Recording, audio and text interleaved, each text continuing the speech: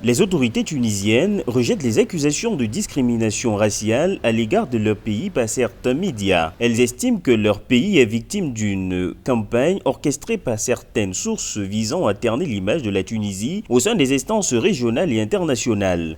Pour le ministre des Affaires étrangères, Nabil Ammar, les mesures prises par les autorités tunisiennes s'inscrivent uniquement dans le cadre de la lutte contre la migration irrégulière, comme c'est le cas dans tous les pays du monde.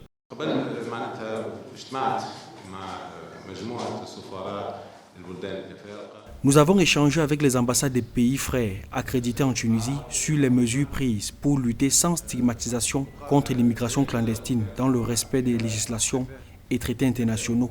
Et elles nous ont compris. Les médias ne peuvent pas nous prêter l'intention qui n'est pas la nôtre. La Tunisie est reconnue par le monde entier comme un pays accueillant et hospitalier envers tout le monde. C'est cette bonne réputation que certaines sources cherchent à ternir.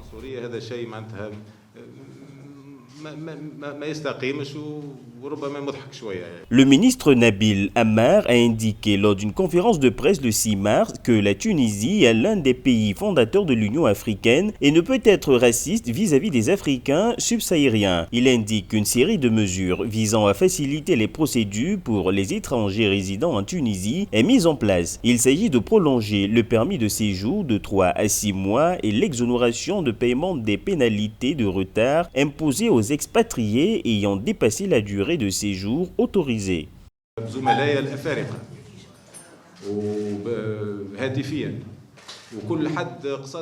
Nous travaillons avec les pays amis et frères dont leurs ressortissants se trouvent en situation irrégulière sur notre territoire à les rapatrier en toute sécurité. Notre pays est respectueux des droits de l'homme et des traités internationaux en la matière. C'est pourquoi les droits et la dignité des immigrés clandestins sont garantis pendant les interpellations. Il ne faut pas croire à ce que les réseaux sociaux et les médias hostiles racontent contre la Tunisie. Il n'y a aucune vérité dans ce qu'ils disent.